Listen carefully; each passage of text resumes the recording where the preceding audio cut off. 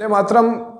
पिछली क्लास में हमने अमेरिकी राष्ट्रपति और भारत के राष्ट्रपति को कंपेयर करके पढ़ा था और अमेरिकी की भूगोल को बहुत थोड़ा सा समझने की कोशिश की थी। योग्यताएं अमेरिकी राष्ट्रपति की देखी थी कि किस प्रकार से अमेरिकी राष्ट्रपति में योग्यता होनी चाहिए, किसी भी व्यक्ति में योग्यता, क्या क्या योग्यता वो रखें कि वो अमेरिका का राष्ट्रपति बन सकते हैं। एक बार फिर से थोड़ा सा उसको रिवाइज करते हुए आगे बढ़ेंगे, क्योंकि पिछली क्लास में ज़्यादा बड़ी क्लास तो हम ये लेंगे भी नहीं, लेकिन फिर भी इस क्लास में हम पूरा अमेरिकी राष्ट्रपति के चुनाव प्रोसेस को समझेंगे, इलेक्शन प्रोसेस को समझेंगे, कैसे वहाँ पे चुनाव होता है। एक बार फिर से हल्का सा रिवाइज करवा दें। सबसे पहले अमेरिका में राष्ट्रपति बनने के लिए वहाँ पर अमेरिका का वो नागरिक होना चाहिए। दूसरा, 14 वर्ष तक वो रह रहा हो, लास्ट 14 वर्षों तक वो रह रहा हो। तीसरी सबसे बड़ी बात कि उम्र जो है उनकी न्यूनतम उम्र 35 वर्ष चाहिए। भारत में भी राष्ट्रपति बनने के लिए 35 वर्ष चाहिए और अमेरिका में भी राष्ट्रपति बनने के लिए 35 वर्ष चाहिए। आज जिस टॉपिक पे हम बात करेंगे, कैसे राष्ट्रपति चुना जाता है, राष्ट्रपति के चुनाव की जो प्रोसेसिंग है वो कैसे है, उस पर अब थोड़ा सा बात करेंगे, उसके बाद में आगे बढ़ेंगे। उस दिन दोस्तों हमने ये बात किया था कि अमेरिका में जो राष्ट्रपति है वो 2 बार बन सकता है, यानी कि 4 साल तक और अगले 4 साल तक, यानी 8 साल तक वो कंटिन्यू रह सकता है। लेकिन सबसे बड़ी बात ये कि 20 जनवरी को इलेक्शन के बाद में जो जनवरी आएगा और उसकी 20 तारीख को अगर वो शपथ नहीं ले पाता किसी कारणवश, तो अगले 20 जनवरी तक, यानी नेक्स्ट ईयर की जो 20 जनवरी वहां तक वो ही राष्ट्रपति रहेगा। ठीक है, आप इस बात को समझे, यानी कि 4 साल तक वो रह गया हो, 1 साल अगर उसने 20 जनवरी को मिस कर दिया तो अगले 20 जनवरी तक चला जाएगा, और ऐसे वो 1 साल यहाँ पे ऐड करेंगे और अगले कार्यकाल के लिए वो ऐड करेंगे, तो 10 साल तक हो सकता है। ठीक है, आगे बात करते हैं। भारत में राष्ट्रपति पे संविधान क्या है? मौन है, यानी भारत में जो कोई भी व्यक्ति कितने ही टाइम तक राष्ट्रपति रह सकता है। यहाँ तक हमने पिछले क्लास में समझा। आज थोड़ा सा आगे बढ़ेंगे और पूरा इसको समझेंगे कि हमने उस दिन कहा था इनडायरेक्ट सिस्टम से, यानी अप्रत्यक्ष मतदान प्रणाली द्वारा, अप्रत्यक्ष मतदान प्रणाली द्वारा, अप्रत्यक्ष मतदान प्रणाली द्वारा राष्ट्रपति का चुनाव होता है। सबसे पहली बात तो ये बिल्कुल क्लियर रखें कि जनता सीधे राष्ट्रपति के चुनाव में भाग नहीं लेती है। जनता इलेक्टोरल कॉलेज सिस्टम से अपने प्रतिनिधि चुनती है और वो ही प्रतिनिधि क्या करते हैं? राष्ट्रपति के चुनाव में भाग लेते हैं। राष्ट्रपति के चुनाव में इलेक्टोरल कॉलेज सिस्टम से जनता भाग लेती है, जनता उनको वोट करती है और वही व्यक्ति क्या करता है? राष्ट्रपति के चुनाव में भाग लेता है। आज थोड़ा सा इसको आप अगर अलग से समझें तो अमेरिका में प्रत्येक 2 साल में चुनाव होता है। ठीक है, प्रत्येक 2 साल में। आज अगर आपने इस क्लास को देख लिया तो ये वादा है कि अमेरिकी राष्ट्रपति में एक भी तथ्य बाहर नहीं जाएगा यहाँ से। सबसे पहले समझेंगे कि अमेरिका में प्रत्येक 2 साल में राष्ट्रपति का चुनाव नहीं होता है, लेकिन आम चुनाव होते हैं। पब्लिक अपने डेलीगेट्स को या सीनेटर जो हैं, वहाँ के जो सीनेट में जो लोग बैठते हैं, जिसको सीनेट का सीधा सा अगर कॉन्सेप्ट यहाँ पे समझे तो वो है भारत में राज्यसभा जैसे होती है ना, अपर हाउस, उच्च सदन, उसी प्रकार से अमेरिका में क्या होता है? वहाँ पे क्या होता है? सीनेट होती है। ठीक है, इसको पूरा समझेंगे अभी। तो 2 साल में क्या होता है? चुनाव होता है। राष्ट्रपति का चुनाव कितने साल में होता है? 4 साल में। लेकिन 2 साल में सीनेटर का चुनाव होता है। सबसे पहले तो आप ये समझे कि भारत में संसद है, तो अमेरिका में संसद को वहां पे क्या कहते हैं? कांग्रेस कहते हैं।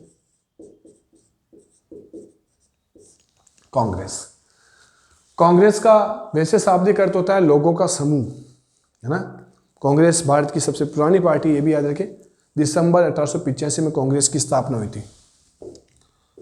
अगर भारत के संदर्भ में बात करें तो 1885 में कांग्रेस की स्थापना हुई थी मुंबई में, संस्कृत कॉलेज मुंबई में 1885 में, जब लॉर्ड डफरिन भारत के वाइसरॉय थे और ब्रह्मोस चंद्र बनर्जी कांग्रेस के पहले अध्यक्ष बने।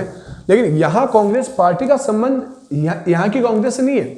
भारत में जिस जगह को या जिस संस्थान को हम संसद कहते हैं, उसी संस्थान को वहाँ पे क्या कहते हैं? अमेरिका में कांग्रेस कहते हैं। दूसरा, भारत में जिसे राज्यसभा कहते हैं, भारत में जिसे राज्यसभा कहते हैं उसे यहां पे क्या कहते हैं, उसे यहां पर कहते हैं सीनेट।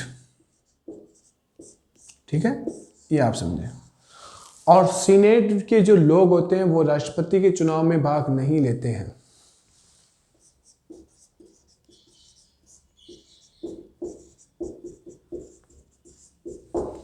राष्ट्रपति के चुनाव में भाग नहीं लेते हैं, ये आप याद रखें। ठीक है, राष्ट्रपति के चुनाव में जो डेलीगेट होता है, इलेक्टोरल कॉलेज होता है, वो राष्ट्रपति के चुनाव में, इलेक्टोरल कॉलेज जो होता है वो राष्ट्रपति के चुनाव में भाग लेते हैं। अब देखिए यहाँ पे सीधा सा संबंध ये कि प्रत्येक 2-2 साल में सीनेट का चुनाव होता है और 2 साल में वापस क्या होता है, राष्ट्रपति का चुनाव। इस साल अगर देखिए अभी 2020 से था, अगर 2022 में सीनेट का चुनाव हुआ, 2020 में राष्ट्रपति का चुनाव हो गया, 2022 में आधे सीनेट का चुनाव हुआ, 2024 में जो बचे हुए सीनेट हैं और राष्ट्रपति का चुनाव वापस हो रहा है। यानी कि जिस दिन राष्ट्रपति का वोट डाले जा रहे हैं उस दिन सिर्फ राष्ट्रपति के वोट नहीं डाले जा रहे हैं, वहां के सीनेट के लिए भी वोट डाला जा रहा है, वहां के कांग्रेस के लिए भी वोट डाला जा रहा है। यानी कि एक दिन में बहुत से चुनाव हो रहे हैं।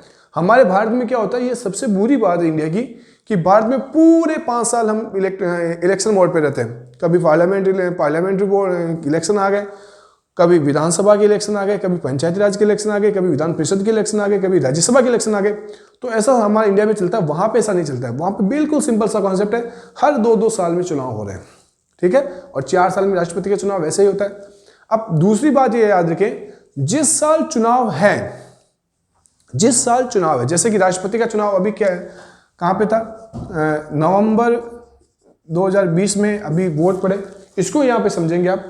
तो नवंबर का पहला जो सोमवार है, नवंबर में जो पहला सोमवार है, उसके तुरंत बाद आने वाले मंगलवार को राष्ट्रपति चुनाव होंगे। इसको आप समझेंगे। जैसे कि 2 नवंबर को क्या था, सोमवार था, और सोमवार के बाद में क्या आता है, मंगलवार आता ही है। ये तो हमने, इसको तो पढ़ाने की जरूरत ही नहीं है। तो सोमवार के बाद में जो मंगलवार आया, 2 नवंबर के बाद में कौन सी तारीख को मंगलवार आएगा, 3 नवंबर को। तो इस बार जब राष्ट्रपति के चुनाव हुए तो वो कौन सी तारीख को हुए थे, 3 नवंबर 2020 को। इसको सिंपल से याद रखना है, चुनावी वर्ष में नवंबर के पहले सोमवार के बाद आने वाले मंगलवार को राष्ट्रपति चुनाव होंगे। अगर यहां पर 1 नवंबर को मंगलवार होता तो क्या उस डेट को राष्ट्रपति चुनाव होता? बिल्कुल नहीं होता। और वो कब होता, सोमवार आता, उस सोमवार के बाद में मंगलवार आता, तो उस तारीख को क्या होता, राष्ट्रपति चुनाव होता। पहला आप ये याद रखेंगे। दूसरा कि पार्टियां कौन कौन सी होती है, चुनाव कैसे लड़ा जाता है। ठीक है, अब पार्टियां कितनी चलती है वहां पे, 2 पार्टी मोस्टली चलती है। अमेरिका में कितनी पार्टी चलती है, 2 पार्टी बड़े लेवल पे चलती है। भारत में तो इतनी पार्टियां हैं, हर घर घर में पार्टी है ना, हर घर घर में भारत में पार्टी है। लेकिन भारत में भी अगर मोस्टली बात की जाएगी तो 2 गठबंधन बने हुए हैं। एक एनडीए, नेशनल डेमोक्रेटिक अलायंस, एक है यूनियन प्रोग्रेसिबल अलायंस यानी संयुक्त प्रगतिशील गठबंधन, एक है राष्ट्रीय लोकतांत्रिक गठबंधन, एनडीए और यूपीए इंडिया में। अगर अमेरिका की बात की जाएगी तो वहां पे 2 पार्टियां चलती है, एक है डेमोक्रेटिक पार्टी और एक है रिपब्लिकन पार्टी। ठीक है, रिपब्लिकन पार्टी और एक है डेमोक्रेटिक पार्टी। एक का चुनाव गधा है और एक का है हाथी। ठीक है, जैसे कि इधर है ना फूल है, किसी का हाथ है, इधर भी हाथी है। मायावती जी की जो पार्टी है बसपा, बहुजन समाजवादी पार्टी, काशीराम जी की पार्टी थी ये। अब देखिए सबसे पहली बात तो ये कि 2 पार्टियां चलती, वैसे एक पार्टी और चलती T party. T party America में कुल वैसे 2 बड़ी पार्टियां हैं, उसके बाद में भी अगर कोई किसी पार्टी की बात की जाएगी तो जो तीसरे नंबर की जो पार्टी है वो है टी पार्टी। ठीक है, टी पार्टी भी चलती है। डेमोक्रेटिक पार्टी और रिपब्लिकन पार्टी 2 पार्टियां में मोस्टली चलती है। सबसे पहले तो क्या होता है, पार्टियों के अंदर एक अलग अलग इंडिविजुअल पार्टी के अंदर भी राष्ट्रपति के लिए व्यक्ति क्या करता है, फाइट करता है, चुनाव लड़ता है। इंडिया में ऐसा नहीं होता है। अगर भाजपा किसी को राष्ट्रपति बनाना चाहती है तो वो भाजपा के अंदर चुनाव नहीं लड़ेगा, भाजपा का वो प्रतिनिधित्व करेगा, अगर इंडिया में कांग्रेस किसी को अपना प्रतिनिधित्व बनाती है तो वो कांग्रेस के भीतर चुनाव नहीं लड़ेगा, वो सीधा किसको रिप्रेजेंट करेगा, कांग्रेस को रिप्रेजेंट करेगा। अमेरिका के अंदर ऐसा नहीं है। अमेरिका के अंदर सीधा सा कॉन्सेप्ट ये है कि सबसे पहले तो पार्टी है, मान लेते डेमोक्रेटिक पार्टी। डेमोक्रेटिक पार्टी के अंदर 50 लोग पहले वो लेंगे कि ये लोग है सब, ये लोग राष्ट्रपति बनने के इच्छुक है, ये राष्ट्रपति बनने के क्या है, इच्छुक है। वो 50 लोगों को पार्टी जो है डेलीगेट्स हैं, पार्टी के जो कार्यकर्ता हैं, पार्टी के जो मेंबर हैं, जो डेलीगेशन बनाया जाता है पार्टी का, वो डेलीगेशन उनको क्या करेगा, वोट करेगा। ठीक है। अब जैसे कि 50 लोगों में से किसी एक व्यक्ति ने टॉप पोजीशन प्राप्त किया, वो बॉटम पे, वो मेन पोजीशन पे गए। अब जिस व्यक्ति को उस पार्टी ने सबसे ज्यादा मत दिए और उस सबसे ज्यादा योग्य समझा, और वो व्यक्ति क्या करेगा, उनमें से एक व्यक्ति को चुनेगा कि ये मेरा उपराष्ट्रपति होगा। मैं राष्ट्रपति का चुनाव लड़ूंगा तो ये व्यक्ति क्या होगा, मेरे पीछे रहेगा, यानी उपराष्ट्रपति होगा। ठीक है। तो दोनों ही रूप से आप समझे, पहले कि कोई भी व्यक्ति पहले उस पार्टी के अंदर लड़ता है चुनाव राष्ट्रपति के बनने के लिए, कि मैं इस पार्टी से चुनाव लड़ रहा हूं, पहले मुझे यहां से जीतना है, उसके बाद में मुझे वहां से रिपब्लिकन हो चाहे वो डेमोक्रेटिक हो, वहां पे मुझे फाइट करना है। तो यहां पे आप समझेंगे। दूसरा हमने जो कहा कि वो व्यक्ति जो राष्ट्रपति का चुनाव लड़ रहा है वहां पे, वो व्यक्ति क्या करेगा, अपनी इच्छा से वो उपराष्ट्रपति वहां से लेगा कि ये व्यक्ति उपराष्ट्रपति बनना चाहिए इस पार्टी की ओर से, या हमारी इस पार्टी की ओर से ये योग्य है। अब दोस्तों यहां पर एक शानदार चीज हम आपको बताना चाहते हैं कि ऐसा क्या है उपराष्ट्रपति में, वहां के उपराष्ट्रपति में, जो सभी लोग चाहते हैं कि उपराष्ट्रपति मतलब इतना पावरफुल है, सभी जानना चाहते हैं कि इतना पावरफुल क्यों उपराष्ट्रपति। इंडिया में ऐसा नहीं है। भारत के उपराष्ट्रपति के पास उतनी शक्तियां नहीं है, उतना पावरफुल नहीं है जितना अमेरिका में है। क्योंकि इसका कारण क्या है, भारत में अगर किसी कारणवश राष्ट्रपति का पद खाली हो जाए, राष्ट्रपति का पद खाली हो जाए, तो 6 महीने के अंदर अंदर राष्ट्रपति का चुनाव होगा और नया राष्ट्रपति बनाया जाएगा। जब तक चुनाव होगा तब तक उपराष्ट्रपति भारत का राष्ट्रपति रहेगा। ये तो बिल्कुल सिंपल सी बात है, बिल्कुल सिंपल सी बात कि राष्ट्रपति का पद खाली होने पर उपराष्ट्रपति राष्ट्रपति के लिए काम करेगा, लेकिन 6 महीने के बाद में या जब तक चुनाव ना हो, 2 महीने 3 महीने कभी भी चुनाव हो तो वो बनेगा। लेकिन अमेरिका के अंदर ऐसा नहीं है। अमेरिका के अंदर अगर राष्ट्रपति का निधन या पद उन्होंने इस्तीफा दे दिया तो अगले चुनाव तक 4 साल तक, यानी अगले कार्यकाल तक उपराष्ट्रपति ही राष्ट्रपति रहेगा। ये बिल्कुल याद रखें। अगर अमेरिका में राष्ट्रपति का पद अगर किसी कारण से खाली हो जाए तो उपराष्ट्रपति वहां का राष्ट्रपति बनेगा और तब तक रहेगा जब तक कि वो क्या है, जब तक कि अगला जो टाइम है वो पूरा ना हो जाए। अगर गलती से दोनों ही पद खाली हो जाए, जैसे कि भारत में हुआ था 1967 में, 1967 में भारत में जाकिर हुसैन साहब जो थे भारत के तीसरे राष्ट्रपति, उनका निधन हो गया था 1969 में। 1967 में राष्ट्रपति बने, 1969 में उनका निधन हुआ 1969 में। जब 1969 में जाकिर हुसैन साहब का इंतकाल हुआ और वीवी गिरी भारत के राष्ट्रपति उपराष्ट्रपति थे और उन्होंने राष्ट्रपति के तौर पे काम किया, और इंदिरा गांधी के कहने पर वीवी गिरी ने क्या लड़ा, चुनाव लड़ा नीलम संजीव रेड्डी के खिलाफ। अंतरात्मा की आवाज काफी चर्चा में रहा हो। तो वहां पर क्या हुआ कि दोनों ही पद खाली हो गए, राष्ट्रपति भी खाली हो गया, उपराष्ट्रपति भी खाली हो गया। तो मुख्य न्यायाधीश जो थे मोहम्मद हिदायतुल्लाह साहब, उस वक्त भारत के सुप्रीम कोर्ट के जज, उनको बनाया गया था भारत का राष्ट्रपति। अमेरिका में क्या है कि राष्ट्रपति नहीं है, उपराष्ट्रपति भी अगर किसी कारणवश नहीं है तो कौन बनेगा, वो 15 ऐसी टीम तैयार की जाती है जब राष्ट्रपति का चुनाव होता है। तब ऐसे 15 लोगों को वरीयता के आधार पर बनाया जाता है कि राष्ट्रपति नहीं, उपराष्ट्रपति नहीं, तो फिर नंबर 1, नंबर 2, नंबर 3, ऐसा करके कितने तक, 15 तक। ये बिल्कुल आप याद रखें, ठीक है। अब आगे बढ़ते हैं। 2 पार्टियां हैं, डेमोक्रेटिक पार्टी और रिपब्लिकन पार्टी। सिंपल सी बात है कि डेमोक्रेटिक पार्टी से बराक ओबामा जैसे धुरंधर निकले, और रिपब्लिकन पार्टी से अगर बात की जाएगी तो इब्राहिम लिंकन साहब निकले, जो अमेरिकी इतिहास के सबसे महानतम राष्ट्रपति रहे। अमेरिका में अगर सबसे महान राष्ट्रपति रहा है कोई तो 1865 में, अप्रैल 1865 को अब्राहम लिंकन जब एक नाटक देखने गए थे, उसी वक्त उन पे गोली चलाई गई और उनका निधन हुआ था। ठीक है, अब्राहम लिंकन जिन्होंने कहा था कि जनता का शासन जनता के लिए, जनता के द्वारा, यानी डेमोक्रेसी की सबसे अच्छी एक डेफिनेशन किसी ने दी इस वर्ल्ड को, पूरे विश्व को, तो अब्राहम लिंकन साहब थे। अब आगे बात करते हैं दोस्तों कि कितने वोट लाने पड़ते हैं राष्ट्रपति बनने के लिए। जैसे कि भारत में कितने वोट लाने पड़ते हैं राष्ट्रपति बनने के लिए। भारत में कितने ही वोट आए, लेकिन जो वोट कर रहे हैं उनमें से 50% प्लस 1 होना चाहिए। ये फॉर्मूला काम करता है इंडिया में। भारत में अब राष्ट्रपति के चुनाव में कौन कौन भाग लेता है, पिछली बार काफी एग्जाम में, पिछले कई एग्जाम में ऐसा पूछा गया है। तो राज्यसभा के निर्वाचित सदस्य, लोकसभा के निर्वाचित सदस्य, विधानसभा के निर्वाचित सदस्य और दिल्ली और पांडिचेरी विधानसभा के निर्वाचित सदस्य। ठीक है, ये चारों याद रखेंगे। लेकिन अगर अमेरिका की बात की जाएगी, क्योंकि हम अमेरिका पढ़ रहे हैं, अमेरिका में राष्ट्रपति बनने के लिए कितना वो जो मैजिक फिगर है होना चाहिए। जैसे कि इंडिया में तो 50% प्लस 1 होना चाहिए, 50% से ज्यादा हो गया तो वो अमेरिका, इंडिया का प्रेसिडेंट बनेगा। अगर अमेरिका की बात की जाएगी तो 270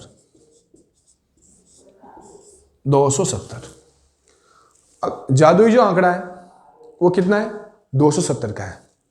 अगर कोई भी व्यक्ति अमेरिकी चुनाव में 270 वोट प्राप्त कर लेता है तो वो क्या बनेगा, अमेरिका का राष्ट्रपति बनेगा, यानी एक महाशक्ति का कर्ता धर्ता बनेगा। अब ये 270 आंकड़े कहां से आए, 270 ही क्यों लाने पड़ते हैं?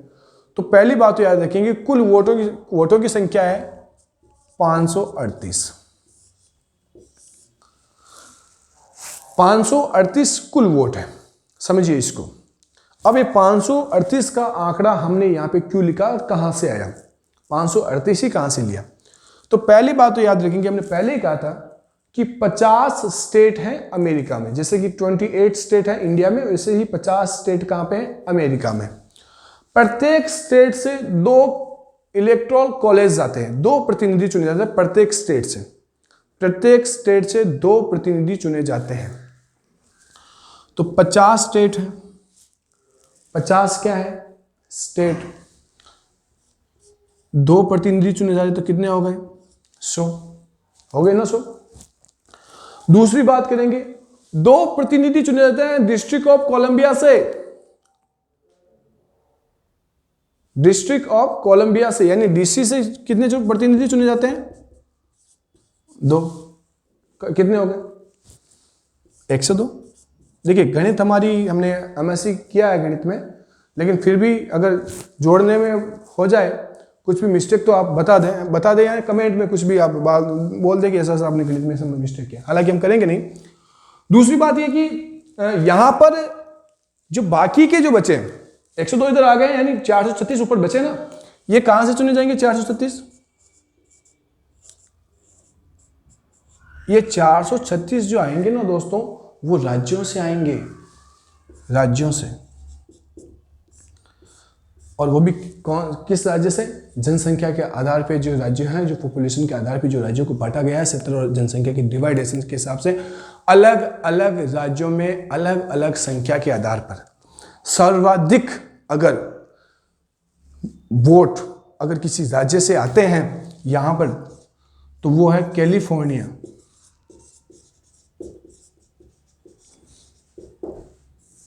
कैलिफोर्निया, कैलिफोर्निया से कितने वोट आते हैं, 55। 436 में से एक स्टेट ऐसा है कैलिफोर्निया जहां से कितने आते हैं, 55। यानी बहुत बहुत बहुत बड़ा एक जो फिगर है वो यहां से रिप्रेजेंट होता है। दोस्तों यहां पे एक चीज आपको बताना चाहते हैं, हमारे हिंदुस्तान में कहावत है कि दिल्ली का रास्ता यूपी होके जाता है, दिल्ली का रास्ता यूपी होके जाता है। इसका मतलब ये नहीं कि दिल्ली जाने के लिए अगर आप तमिलनाडु में हैं और आपको दिल्ली जाना तो आपको यूपी होके जाना पड़ेगा, आप राजस्थान से होकर इधर हरियाणा से भी जा सकते हैं। लेकिन कहने का मतलब क्या है कि दिल्ली में अगर आपको सरकार बनानी है तो आपको कैसे भी करके उत्तर प्रदेश में तो अच्छा परफॉर्म करना ही पड़ेगा। पिछली 2-3 सरकारें अगर आपने देखी हैं तो ज्यादातर मोस्टली यूपी का इंपैक्ट बहुत पड़ा है, चाहे वो 2014 के जो पार्लियामेंट लोकसभा चुनाव हुए थे उसमें भी 70 के आसपास इन्होंने भाजपा ने जीता था। इस बार भी भाजपा का परफॉर्म वहां से जबरदस्त रहा, इसी के कारण वहां पे सरकार बनी। उसी प्रकार से अगर आपको वॉशिंगटन जाना है, कैपिटल बिल्डिंग में आपको शपथ लेनी है, अमेरिका का राष्ट्रपति कैपिटल बिल्डिंग में शपथ लेता है, कैपिटल बिल्डिंग में अगर आपको शपथ लेनी है तो आपको कैलिफोर्निया जीतना पड़ेगा, क्योंकि 55 वोट मिलेंगे यहां से। कितने वोट मिलेंगे? 55। अब वोट मिलने का जो तरीका वो भी बहुत अंतर है, वो भी मजेदार है, समझिए। आप समझिए यहां पे वोट कैसे मिलते हैं और कैसे चुनाव होता है, बहुत इंटरेस्टिंग टॉपिक है। कैलिफोर्निया में माना कि चुनाव हो रहा है, कैलिफोर्निया में चुनाव हो रहा है राष्ट्रपति के बारे में, और राष्ट्रपति के ऊपर 55 वोट वहां से हैं, 55 जगह पे चुनाव लड़े जा रहे हैं, 55 सीटें हैं, ठीक है। अगर यहां से 30 सीट जीती है डेमोक्रेटिक ने, डी फॉर डेमोक्रेटिक, और 25 सीट जीती है रिपब्लिकन ने, आर से इसको रिप्रेजेंट करता। अब बताइए कि क्या ये 30 लोग जो डेमोक्रेटिक से जीते हैं और क्या ये 25 लोग जो रिपब्लिकन से जीते हैं, क्या ये अपनी अपनी पार्टी के लिए जाएंगे या फिर इनका अलग और सिस्टम रहेगा? तो ऐसा नहीं है। अगर इस 55 सीटों में से जिस पार्टी ने सर्वाधिक सीटें जीती है उसी पार्टी की 55 वोट हो जाएंगे। अब यहां पे कौन सी पार्टी जीत रही है? डेमोक्रेटिक। तो ये 55 के 55 ही वोट किसको जाएंगे? डेमोक्रेटिक। इन 25 वोटों का कोई भी मतलब नहीं है, हमेशा याद रखें। अगर किसी राज्य में जैसे कि जॉर्जिया, मिशिगन या कोई सा भी, अलास्का, फ्लोरिडा, किसी भी स्टेट की बात की जाएगी, माना कि किसी भी राज्य में, और बताते हैं 40 वहां की सीट है, अगर किसी राज्य में 40 सीटें और 22 सीट अगर किसी ने जीत ली, डेमोक्रेटिक ने 22 जीत ली या रिपब्लिकन ने 22 जीत ली और 18 जीत ली डेमोक्रेटिक ने, तो ये 18 वोट जो है ना डेमोक्रेटिक के, ये भी किस में काउंट किए जाएंगे? किस में काउंट किए जाएंगे? रिपब्लिकन में काउंट किए जाएंगे। इनका फिर जीतना और नहीं जीतना कोई मायने नहीं रखता है। ये बहुत बड़ी और मजेदार बात है, ठीक है। तो आप ये याद रखें कि ऐसे यहां पे होता है। फिर ये लोग क्या करते हैं? 538 हो गए और ये इलेक्टोरल कॉलेज से चुने जाते हैं। किससे चुने जाते हैं?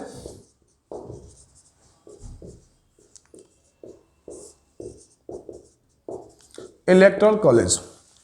इलेक्टोरल कॉलेज का सीधा सा मतलब होता है कि जनता ऐसे प्रतिनिधियों को वोट करती है जो राष्ट्रपति का चुनाव में वहां पे भाग लेंगे, और जैसे ही वो जीत गए और वहां गए, वॉशिंगटन में गए वोट डालने के लिए खुद का, या उन्होंने वोट डाला, वो पलट भी सकते हैं।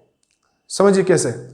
अगर किसी व्यक्ति को रिपब्लिकन की ओर से वो जीता हो, जनता ने उसे वहां पे जिताया हो, वो जाकर डेमोक्रेटिक में भी वोट दे सकता है, यानी पलट सकता है, बेवफाई कर सकता है, धोखा कर सकता है। वैसे धोखा देना इस दुनिया का सबसे बड़ा पाप है, लेकिन वहां पर ऐसा धोखा दे सकते हैं। 13 उम्मीदवारों ने पिछली बार 13 वोट, ऐसा कुछ वोट थे जो हिलेरी क्लिंटन के पक्ष में तो थे, डोनाल्ड ट्रंप के पक्ष में थे, लेकिन उन्होंने हिलेरी क्लिंटन को वोट किया था, लेकिन वो जीत नहीं पाए, क्योंकि आज तक ऐसा नहीं हुआ है कि किसी ने बेवफाई की और वो जीत गया हो, है ना, ये याद रखें। लेकिन वहां पे पलट सकते हैं, ये भी याद रखें।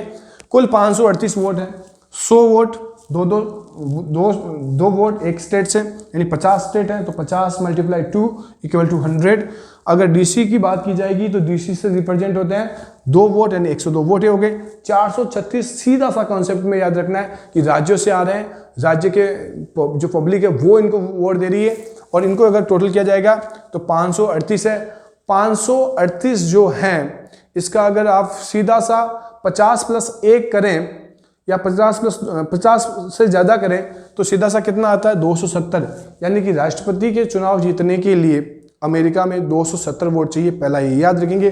दूसरी बात, कैलिफोर्निया वहाँ का सबसे बड़ा स्टेट है जो 55 वोटों का प्रतिनिधित्व करता है, और वहाँ से या किसी भी राज्य से पहले उस पार्टी को जीतना जरूरी होता है। दूसरी बात, जो हारे गए वोट है वो भी किसी में काउंट किए जाएंगे, जीतने वाली पार्टी की ओर से काउंट किए जाएंगे। आप ये बिल्कुल याद रखें।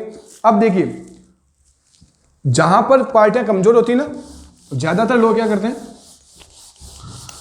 कि जहां पे पार्टियां कमजोर होती है वहां पर प्रचार करते हैं।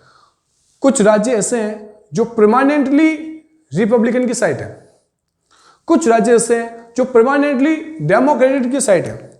जैसे कि इंडिया में भी बहुत से ऐसे स्टेट हैं जो बिल्कुल वहां पे उनका वोट बैंक हमेशा वो रहता है।